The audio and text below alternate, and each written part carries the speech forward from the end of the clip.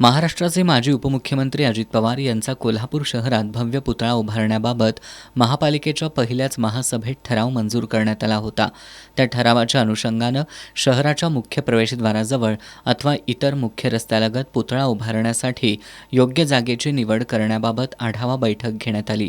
महापौर रूपाराणी निकम यांच्या अध्यक्षतेखाली महापालिकेच्या स्थायी समिती सभागृहात ही बैठक पार पडली. महापौर निकम यांनी प्रशासनानं पुतळा उभारणीसाठी 4 पर्यायी जागा सुचवाव्यात, तसंच त्या जागांची सोमवारी सकाळी सर्वांनी प्रत्यक्ष पाहणी करून अंतिम निर्णय घ्यावा असं सूचित केलं. बैठकीत अतिरिक्त आयुक्त रविकांत अडसूळ यांनी माहिती देताना शिरोली जकातनाक्या शेजारील मुख्य रस्त्यालगतची जागा पुतळ्यासाठी सुचवण्यात आली होती.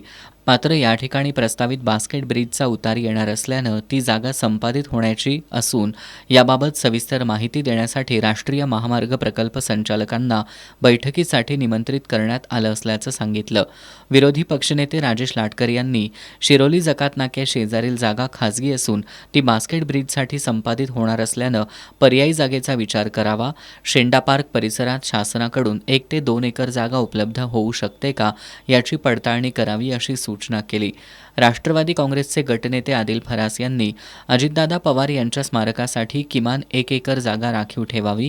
त्या ठिकाणी म्युझियम, उद्यान तसंच अजितदादा पवार यांच्या कार्याची माहिती प्रदर्शित करता येईल असं सांगितलं.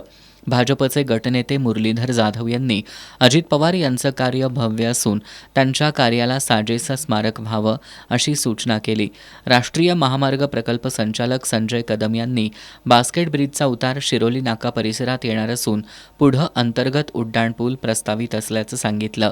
यावेळी काँग्रेसचे गटनेते इंद्रजित बोंद्रे, अतिरिक्त आयुक्त शिल्पा दरेकर, सहाय्यक आयुक्त स्वाती दुधाणे, कृष्णा पाटील, शहर अभियंता रमेश मस्कर, जल अभियंता हर्षजित घाटगे, उपशहर रचनाकार NS पाटील, पर्यावरण अधिकारी समीर व्याघ्रांबरे, शाखा अभियंता अरुण गवळी, सुरेश पाटील आणि राष्ट्रीय महामार्ग प्रकल्पाचे गोविंद बैरवा उपस्थित होते.